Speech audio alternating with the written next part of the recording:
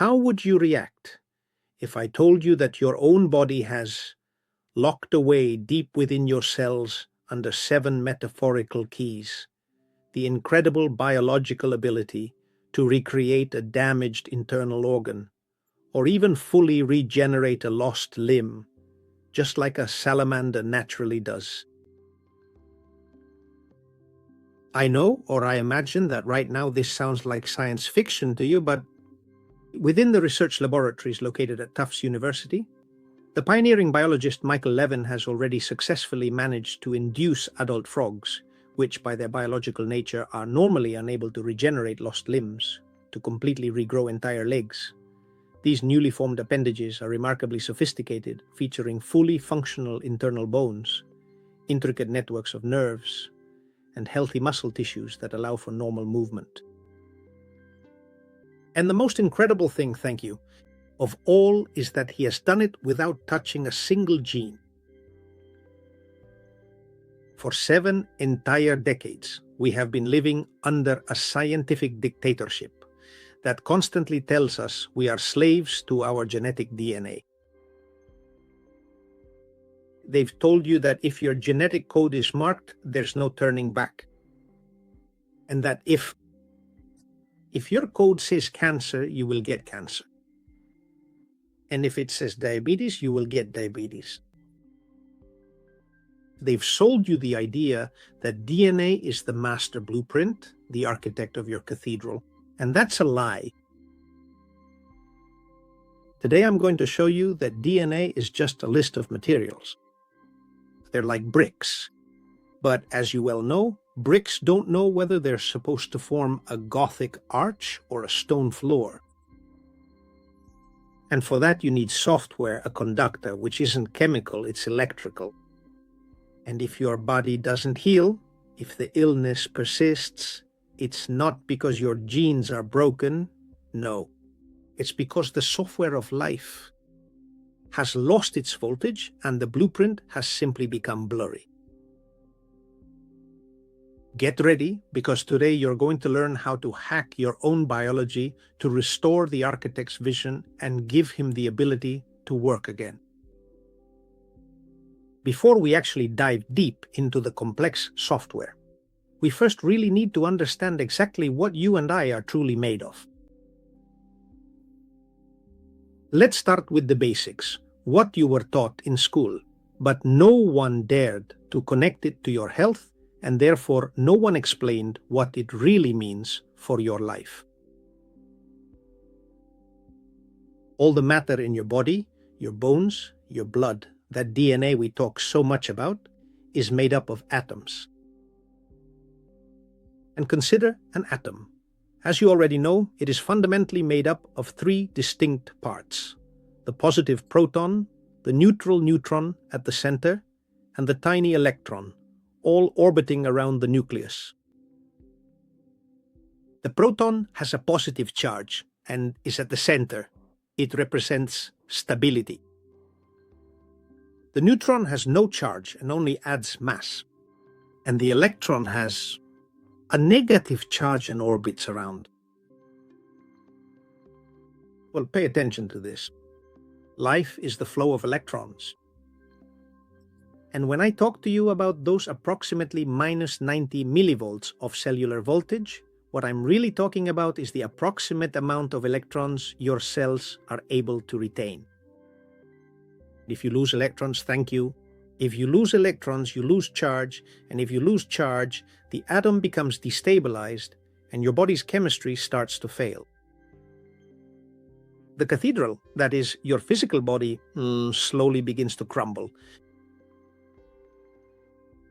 That's why in the video about water, about the great H2O lie, I insisted so much that your body is a battery, and today we're going to see who uses that energy to give you the shape you have. The most curious thing about this is that it's something that's been known for a long time, but has been forgotten. And the question is, how could we have come to forget this? Well, to understand it, let's travel a bit back in time. In the 18th and 19th centuries, scientists like Luigi Galvani already showed us that electricity was the vital fluid of the body. Galvani saw how a frog's legs would move with electrical impulses, and he understood that life and electricity were inseparable, and that's how he stated it. He was the pioneer of bioelectromagnetism, which is the original frontier of science that nevertheless we later ignored. What happened? Well, look, everything changed radically in the 1950s. In 1953, James Watson and Francis Crick discovered the double helix structure of DNA. And that was such a dazzling milestone that science simply went crazy. From that moment on, what scientists did was simply take the path that everything was chemistry and genes. And this is how genetic determinism was born. It was decided that DNA was not just a part of the cell, but the absolute dictator. The idea, without a doubt, was seductive and simple. It basically says that we are the result of a chemical instruction manual. And this idea says that you are the result of a sum of chemical reactions directed by DNA. In other words, if the book says A, you are A, period. What this view did was separate biology, which is the physical components, from physics, which is energy. And we went from seeing the body as a complex electrical system to seeing it as a simple collection of mechanical parts and chemical reactions. Who won the battle?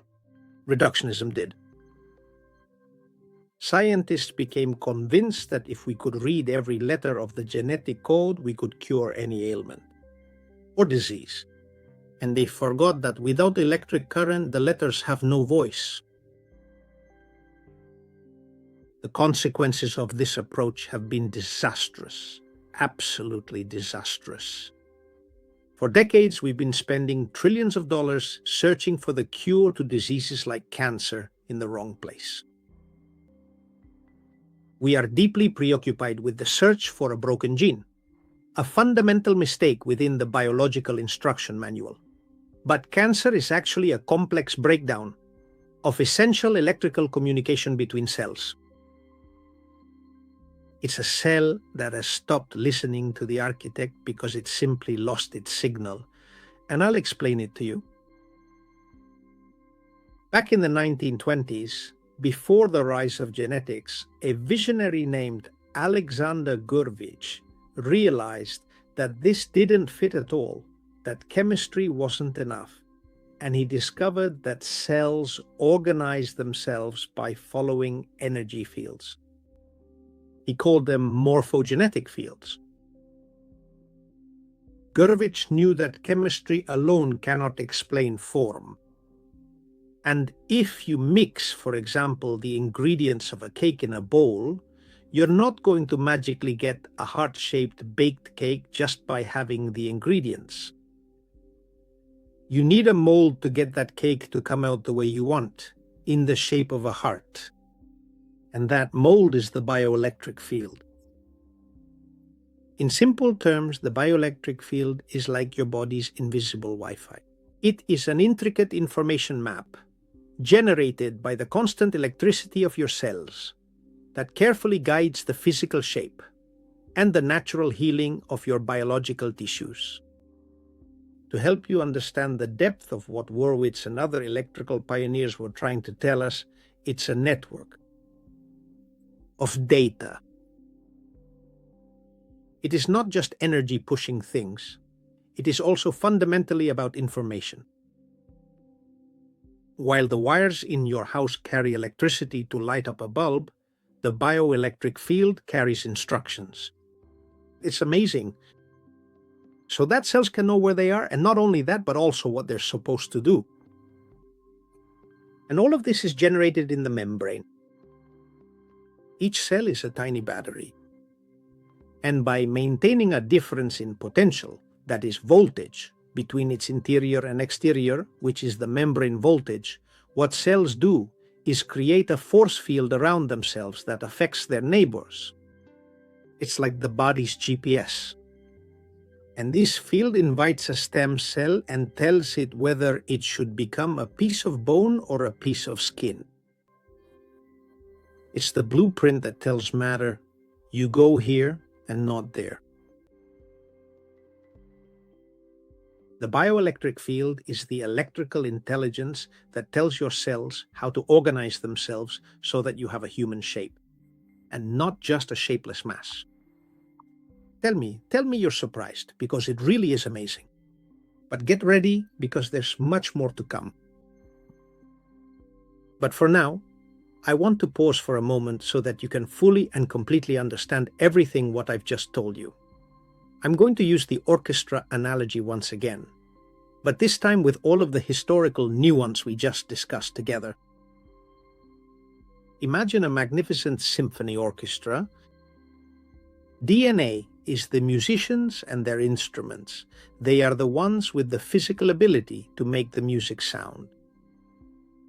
DNA contains the information to produce collagen, insulin, or bone.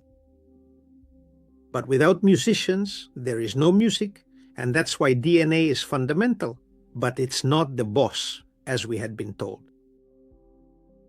The sheet music is the chemistry. It's the instructions for which note the musician has to play at each moment. But here comes the question: who decides the speed, the intensity, and who makes it so that 100 musicians in an orchestra sound like a single unit? Very simple, the conductor. The orchestral conductor doesn't actually play any physical instrument and isn't a biological gene. But without the steady guidance of their baton, the individual musicians would only make a chaotic noise. Well, in this biological system, that essential conductor is the electrical voltage, specifically the membrane potential, which is scientifically known as VMEM. The software of life is precisely that electric field, which, as I mentioned, surrounds the cells. And in reality, it's an information map that tells the DNA, now you, collagen musician, play loudly because we need to close this wound. If the voltage drops to minus 40 millivolts or minus 30 millivolts, the conductor can no longer see the score, loses the rhythm, and the musicians, which are the genes, simply start playing on their own. And that's chaos. That's chronic disease. To prevent this from happening, we need to maintain the voltage. And this is where the supply of salts and minerals, that is, electrolytes, makes sense. Through water and also through grounding the connection to the earth, to release the excess protons I mentioned in previous videos. These aren't just wellness tips, they're the basic maintenance of the electrical infrastructure for your conductor. But let's not stop here. Today you're going to discover something even more surprising, as I was saying. Today you're going to learn. Consider how the researcher Michael Levin has brilliantly demonstrated that if you simply provide the conductor with a powerful electrical megaphone, you can effectively inspire the entire biological orchestra to begin playing the grand symphony of health once more, even in those difficult moments when the individual musicians mistakenly believed they no longer remembered how to perform their parts correctly. If you carefully provide the skilled conductor with all the right tools, they can effectively manipulate the complex electrical map to fully regenerate vital organs and biological tissues, as if we were truly and meticulously rebuilding a grand cathedral, using only the intricate blueprint of light.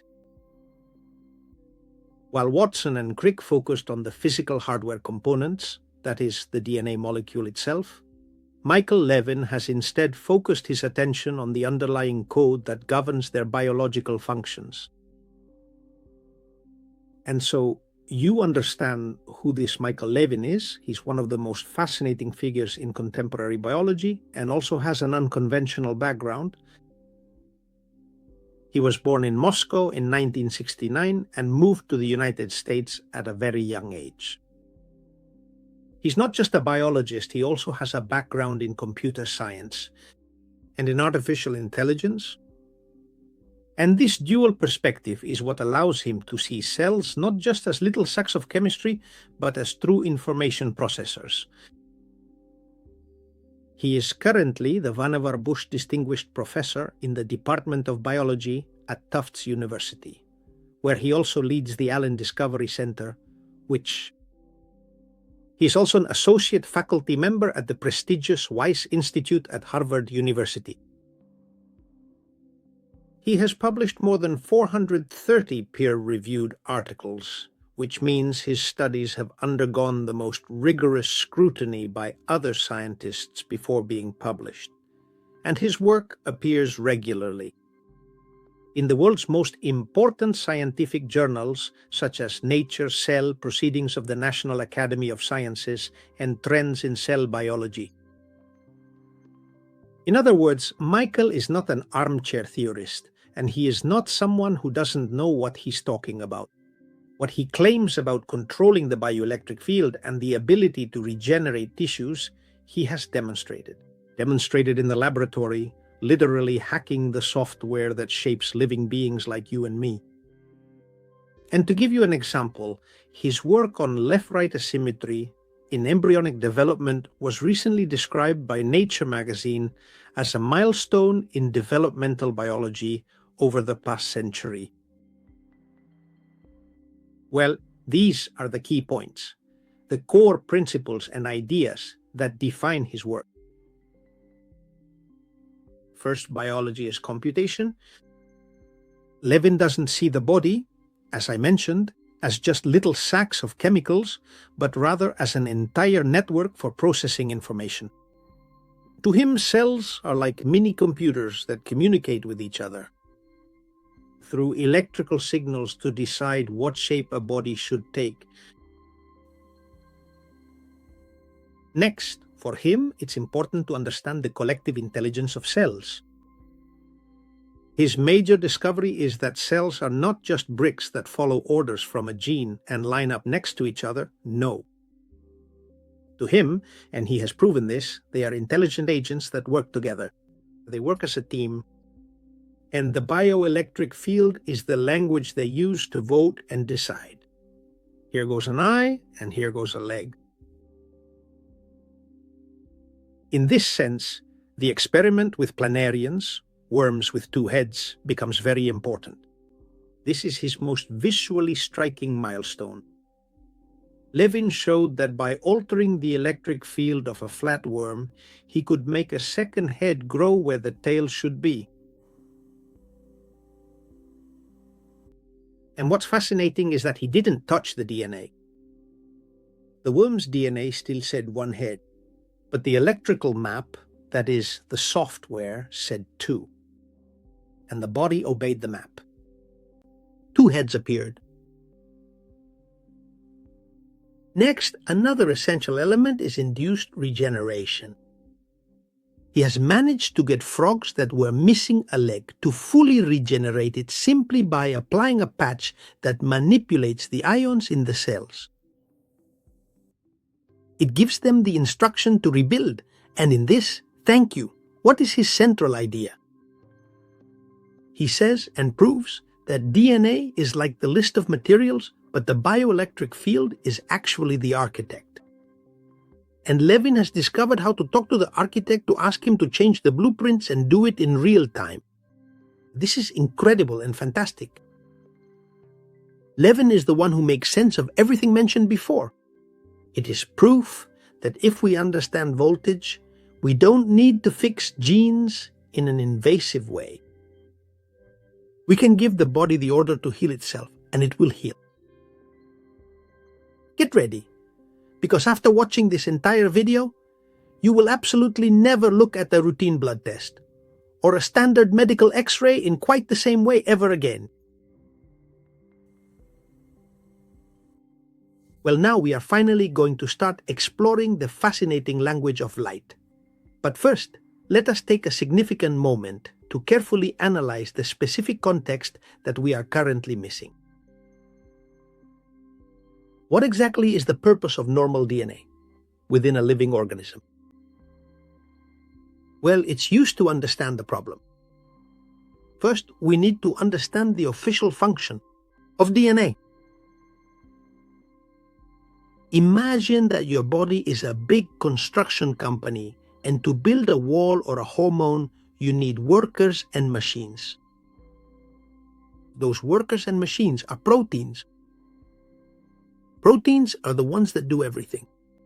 They digest your food, move your muscles, and transport oxygen. Well, official DNA, which is only 2% of DNA, is the instruction manual for making those proteins. It's a chemical sequence that says, put this amino acid here and that one over there. What's the problem? If DNA only serves to make parts, the proteins, who decides when to make them? Who decides that one cell becomes an eye and the one next to it becomes skin if both have the same manual for the parts? And this is where official genetics falls silent and where the so-called junk DNA suddenly appears. In the 1990s, with the Human Genome Project, science hoped to find the answers to all diseases. But the blow was tremendous, a harsh reality check. It was discovered that only 2% of our DNA is used to make proteins. And what about the other 98%? Well, official science, not understanding it, with absolute arrogance called it junk DNA. They decided it was evolutionary leftovers or meaningless noise. But think about it, really. Do you believe that nature, the most efficient engineer in the universe, would force you to constantly spend energy copying and maintaining 98% garbage in every one of your trillions of cells? It's completely absurd. Now it's easy, and it's also true. Now it's easy to understand. Well, bringing together Gurwitz and the 21st century, this is where our main characters come in. In previous videos, I already told you about the Russian genius Peter Garayev, the father of wave genetics, and today we're going to connect him with Ulrike Granoguer, a researcher who is building bridges between biology and quantum physics. They picked up the baton from Alexander Gurwitz, who was the visionary man behind the morphogenetic fields I mentioned earlier, and Gurwitz stated that the form of life was not in the chemistry alone.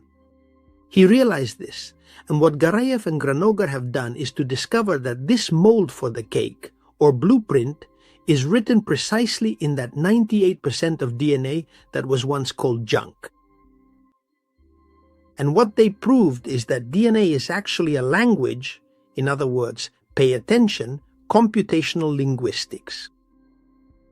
And how did they find this out? Well, it's very simple. They applied computational linguistics. Computational linguistics uses mathematical algorithms to analyze the structure of a language. That is, it measures how the pieces are arranged so that they make sense. And look how curious this is. When Garayev ran junk DNA through these algorithms, he didn't assume it was a language. What he did was measure it mathematically. And what happened? He discovered something astonishing. It turns out that 98% is not noise. It follows the same rules of grammar and syntax as human language. It's not a recipe, it's a literary text. In other words, DNA is a true communication code that not only contains pieces, but also management commands. It's the operating system. It decides which pages of the protein manual are opened and which are closed. And that text isn't read through chemical contact, but through frequencies. Well, this is exactly where the brilliant Ulrike Granoguer made a truly masterful and strategic move. She explains that DNA is actually a liquid crystal. And you might ask, what is a liquid crystal? Well, it is a unique state of matter, much like the screens on your smartphone, which is fluid like a liquid, but perfectly organized as if it were a crystal. This structure is the only one that allows DNA to be an excellent conductor of both information and electricity. At the same time, and it's also an antenna. But why is it an antenna? Well, because of its double helix shape and its electric charge, it turns out that DNA functions as a fractal antenna. That is, it's designed to receive and emit electromagnetic waves, a multitude of them. When DNA, the antenna, receives energy, something magical happens. It becomes a biological laser. And here you might also ask me what a biological laser is. Well, unlike a regular incandescent light bulb, which emits light in all possible directions, basically chaotic light, biological DNA actually emits coherent light. That is, every one of the photons will vibrate together in perfect unison, allowing information to be transmitted over long distances, without experiencing any loss of signal. And what are biophotons? They are the microscopic particles of light that are constantly being emitted by the cells within your body. It's probably not a light to illuminate a room. It's a light that simply carries instructions. And just so you see that this isn't theory. Remember the experiment I told you about by Garayev? He put DNA in a container, illuminated it with a laser, and then removed the DNA. Physically, there was nothing left in the container, but nevertheless, the vacuum continued to retain the light in a helical shape. And what does this mean? Well, that physical DNA is just the hardware, but the software, that is, the blueprint, is a structure of light and energy that when you have a disease, the electrical noise is basically deforming that blueprint of light. And now let's put it all together so you can understand what power you actually have. First, Michael Levin tells us that the membrane voltage is the conductor of the orchestra, the power that allows the music to play. Second, Ulrike Granoge tells us that DNA is the antenna that receives the score, that is, the blueprint of light. And the blueprint is the map of information that says, here goes a healthy arm. And that blueprint travels through biophotons, light, tiny rays of light. If your voltage is high and stable, the conductor is strong, and the antenna receives a clear and perfect signal. The body reads the blueprint of health and regenerates. But if your voltage drops due to poor diet, lack of grounding, or stress, the antenna only receives static energy. That is, the conductor gets drunk and starts reading the wrong pages of the book. And that is exactly when persistent chronic illness finally starts to appear. Your thoughts and your words are vibrations.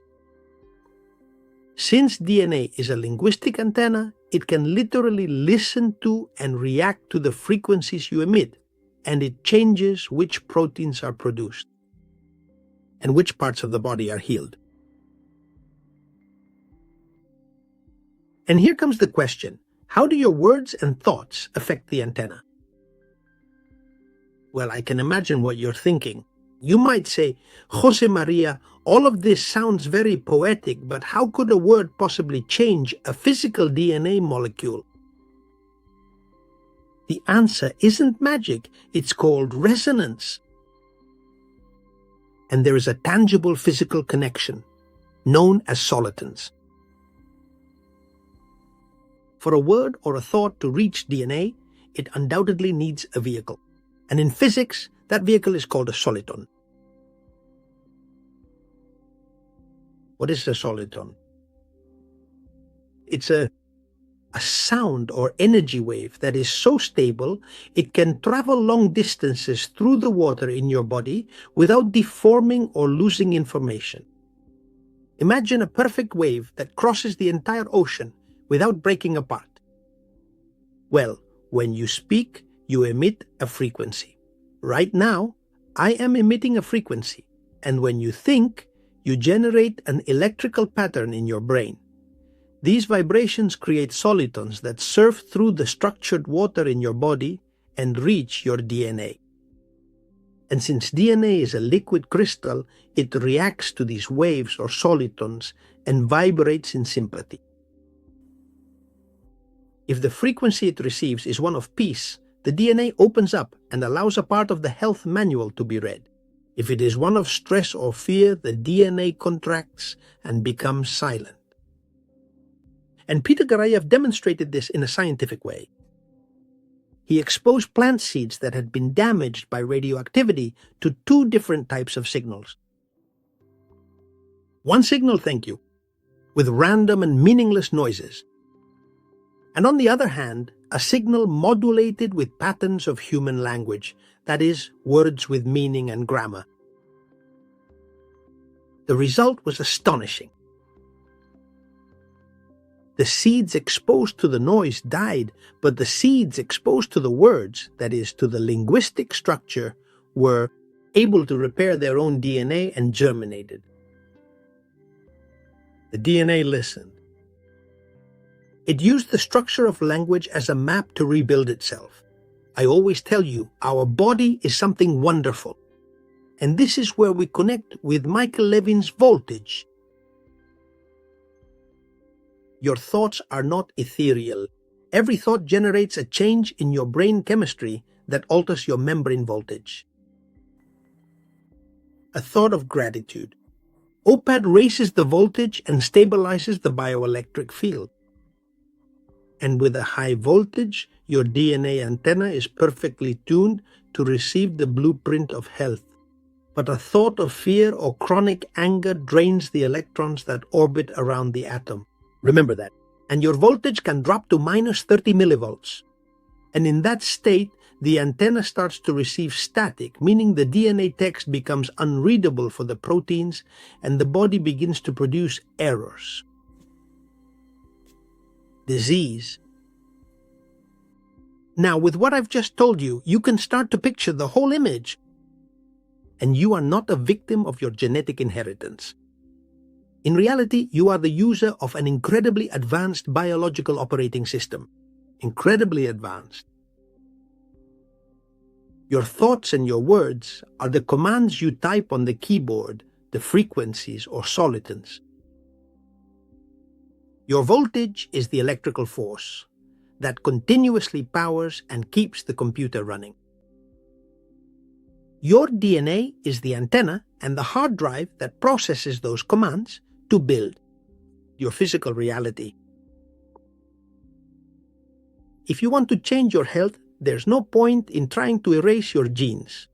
What you need to do is simply clear the signal, raise the voltage, and start emitting the right words and frequencies so that the architect can read the original blueprint of the cathedral again.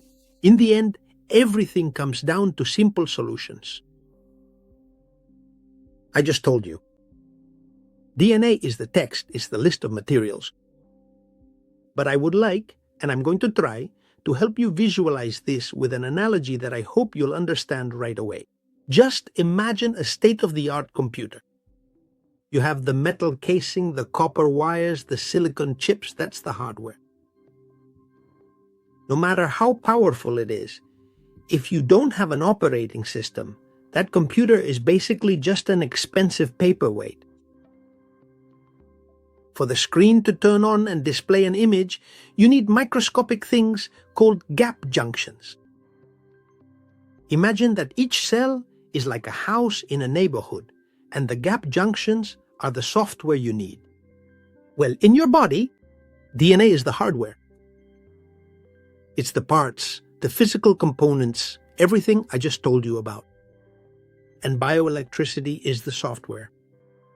It's the program that tells the cells you be a helping hand or you heal that liver. This is where the one who for me is the greatest scientist comes in. Important of our era, Michael Levin.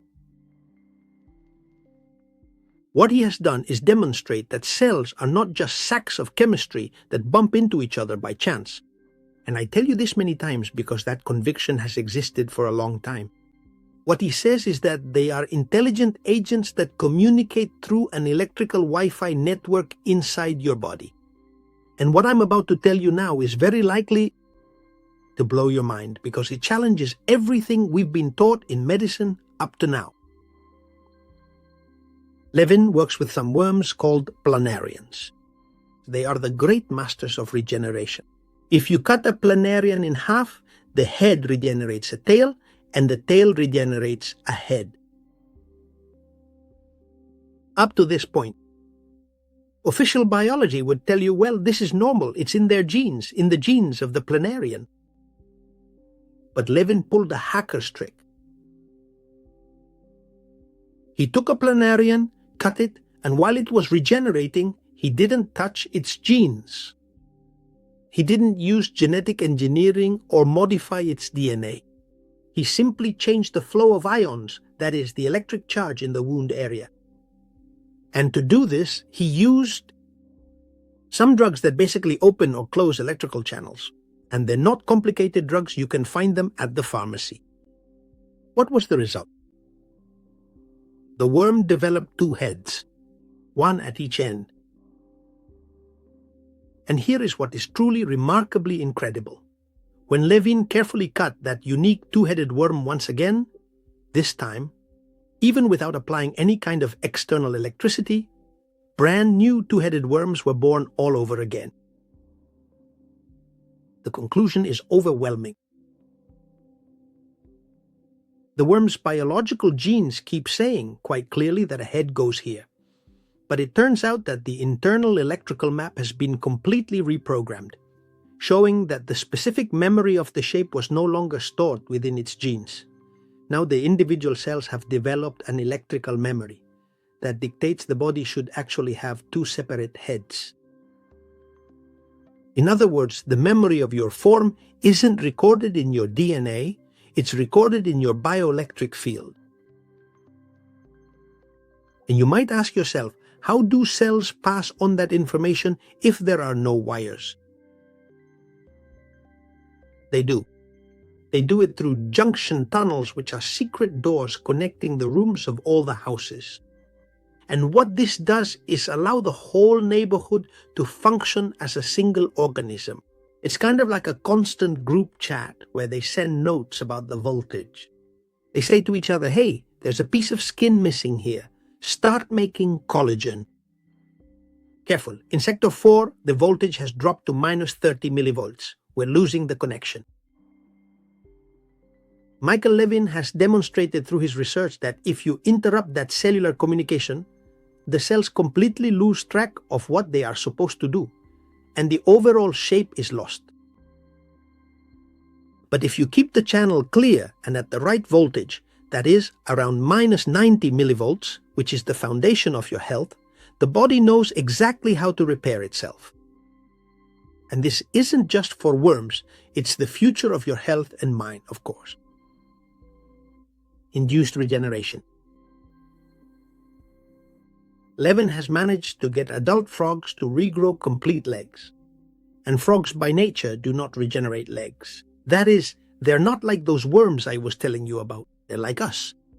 However, by applying that bioreactor, that kind of silicone patch that maintains the proper voltage at the wound, it turns out that the stem cells receive a clear command, finish the job, and the electric field guides the cells to build bones, nerves, and muscles in perfect order.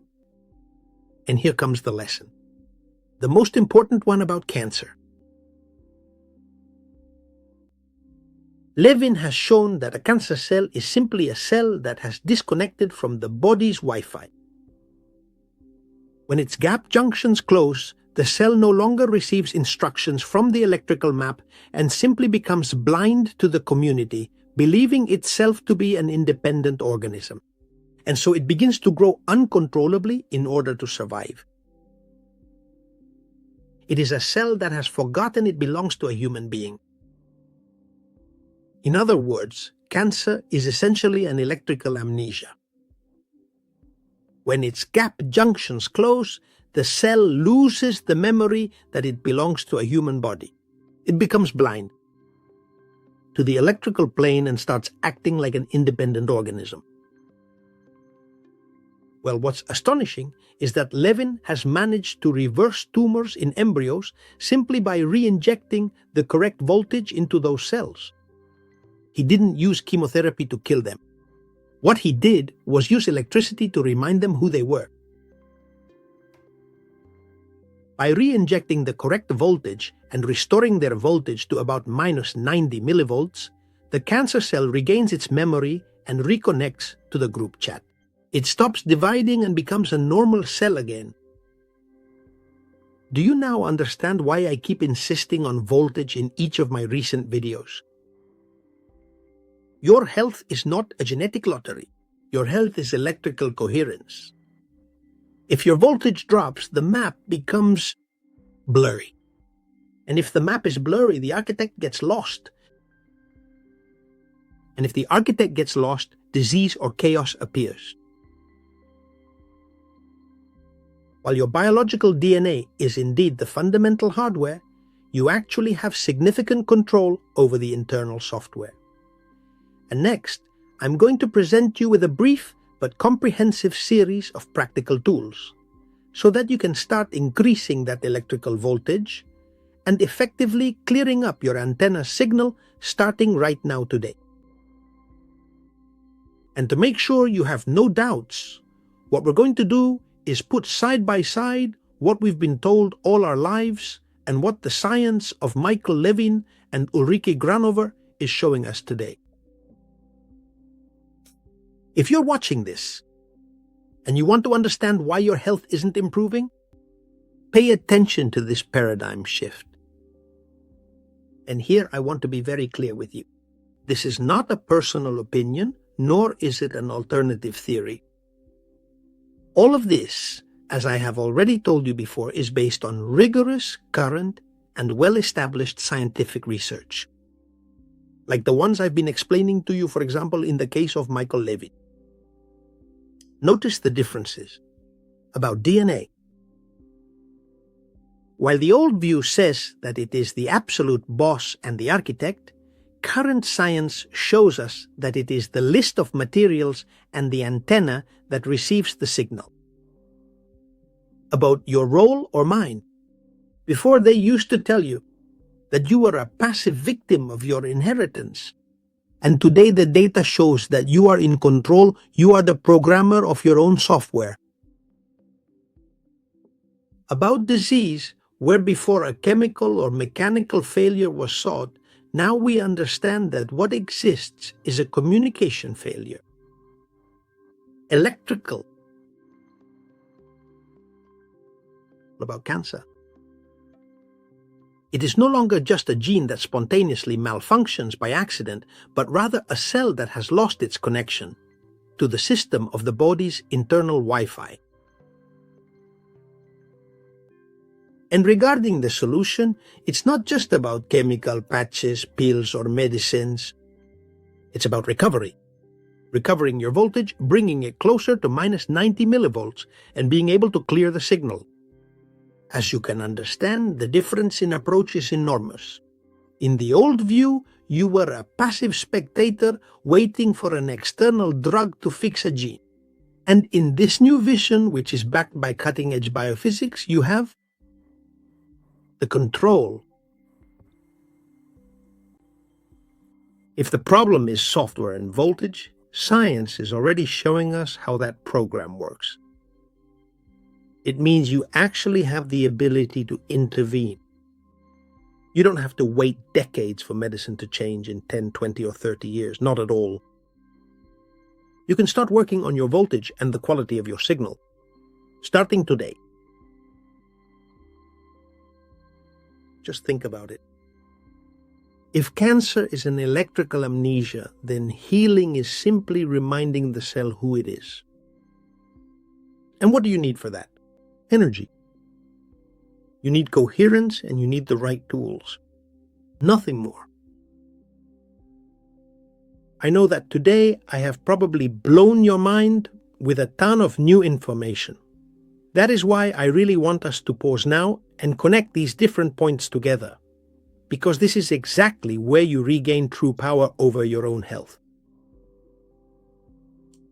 Garayes and Granoguer have given you the antenna.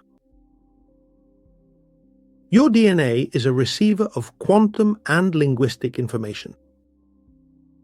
It's the hardware. What it does is tune into reality. Michael Levin. What it has done is show you the software bioelectricity. It's the program that decides whether those materials become a healthy organ or a tumor. Do you see now why I've insisted so much in previous videos with water, minerals, and electrons? We shouldn't just talk about simple fundamental nutrition. We must also deeply talk about advanced bio-cybernetics. Your body is an extraordinarily complex and magnificent biological masterpiece of engineering. And if the water in your cells isn't structured, Garayev's antenna will have interference. If your sodium and potassium levels are also unbalanced and you don't reach approximately minus 90 millivolts, Levin's Wi-Fi won't have a signal. And when there's no signal, the architect can't read the blueprint. Many times we think that healing is something mystical or that it depends on luck. But what these scientists are doing is teaching us that regeneration is a purely technical process. Your body knows perfectly well how to make a kidney or how to mend a bone without leaving a trace. It already did it once when you were in your mother's womb. The blueprint is still there, you still have it. It's stored in that electric field. That surrounds all your cells. It's part of the basic instruction manual. And the problem is that we live in a desert of electrons, we're surrounded by electromagnetic noise, and we have an internal chemistry. So acidic that the map becomes blurry. Regaining your health is not about fighting disease. It's much simpler. It's about clearing up the signal so that the software of life can run properly again. And I repeat, all of this is science. So then, how do we start hacking our operating system? Today, since you always tell me you need to be more specific, well, let's do it. You don't need a laboratory. What you need is consistency in these 4 pillars I'm about to give you. So take note, because here, in what I'm about to tell you, is where the science of Levin and Garayev becomes your daily routine. First, supply of electrons, that is, charging your battery. If your battery doesn't charge, if it has no charge, there is no life. And your priority is to recover electrons and remove the excess protons, which only serve to inflame your body. And for that, second, grounding, in other words, earthing. Walk barefoot on grass, on sand, or on damp earth for at least, if you can, 20 or 30 minutes a day. This is not a trend. It's a physical electrical discharge. What you're doing is connecting your system to the infinite battery, which is the Earth, to stabilize the voltage of your membrane at approximately minus 90 millivolts. Third, sunlight. Expose yourself to the morning light without sunglasses and without filters, without creams. The photons from the sun are a true currency of energy exchange for your mitochondria.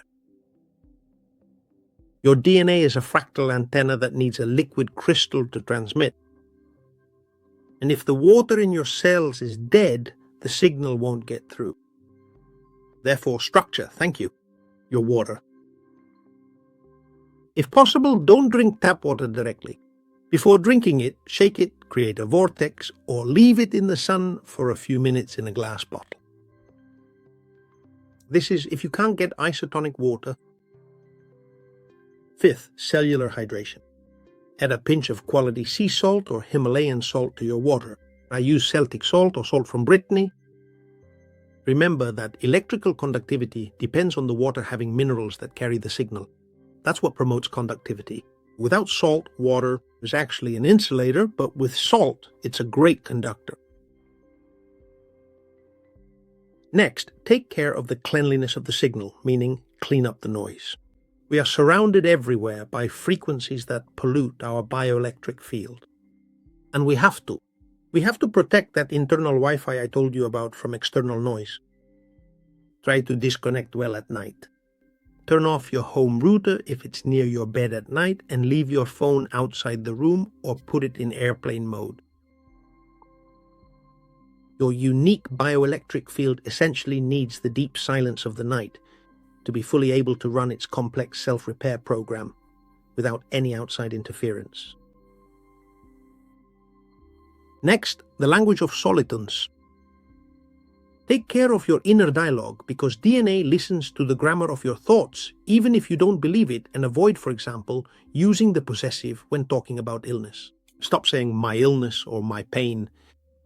By saying my, you are giving an instruction of ownership to the operating system. When it's not your illness, it's the illness. Start talking to your body in terms of capability and regeneration. This thing that's bothering us, but that we're going to resolve. Mineral sovereignty, the wiring. As I was saying, minerals are like the copper wires of your body. If the wires are stripped or don't exist, Levin's orchestra won't be able to play. And in this, for example, magnesium and potassium are very important because they are the great guardians of voltage. As I've already told you before, the pump. The sodium-potassium pump acts like a real hydroelectric dam. It constantly pumps out 3 sodium ions and brings in 2 potassium ions. And this difference is what creates the electric force field in our body. If you don't have enough potassium or magnesium, the motor doesn't start. That great dam breaks, the voltage drops, and the cell loses its identity. And that is when sickness and disease arrives. Make sure to eat foods rich in these minerals or supplement if necessary, because they are what keep the sodium-potassium pump working so that each cell retains its electric charge. Remember that magnesium is essential because the sodium-potassium pump needs energy, ATP, I've told you about this, to function. And ATP is only biologically active when it's bound to a magnesium ion. Without it, the battery doesn't charge. Let me give you some examples of foods. Pumpkin seeds. They are the queens of magnesium. A small handful provides a massive amount of energy for your cells. Spinach and leafy greens. The very heart and core of the chlorophyll molecule is a single atom of magnesium. It is much like the essential lifeblood of all plant life. And the more vibrant and greener the leaf becomes, the more electrical voltage it provides. Crunchy almonds and creamy cashews. They have healthy fats that are loaded with minerals, which are conductors. This one is going to surprise you. Dark chocolate, but with at least 85% cocoa. It's a delicious way to provide magnesium and antioxidants that protect the cell membrane. On the other hand, potassium is the ion that needs to be inside the cell to maintain that gradient of approximately minus 90 millivolts. We live in a society that consumes too much sodium, that is, refined table salt, and very little potassium. And this shuts down the voltage. Avocados have much more potassium than bananas, and in addition, it provides fats that repair the insulator of the antenna, the membrane. Sweet potato or potato, cooked and cooled, like in a wonderful Russian salad, for example. It is an excellent source of essential potassium and beneficial resistant starch for your bacteria, which also remarkably generate electricity. Banana. This is an absolute timeless classic, which is exceptionally well suited for a quick and effective electrolyte recharge. Coconut water is essentially a form of pure plant-based plasma that is heavily loaded with potassium and is absolutely ideal and effective for hydrating your DNA's antenna. Legumes, lentils, chickpeas. They are mineral pillars for maintaining long-term conductivity and the negative charge. Try to consume zero ultra-processed foods, because sugar and industrial chemicals act as real chemical noise that blocks your gap junctions. In other words, the communication tunnels between cells, which are the foundation of the group chat. If you want your cells to talk to each other, you need to keep those tunnels clean. For almost a century, they made us believe that we were broken biological machines and that we were at the mercy of genetic chance. They took away our sovereignty and turned us into chronic clients. But the science of Levin, Garayev, and Granoguer has given us back the key to the cathedral of our body. You are not a diagnosis, you are not a genetic code, unchangeable. You are a marvelous quantum and electrical information system that is capable of rewriting itself every second.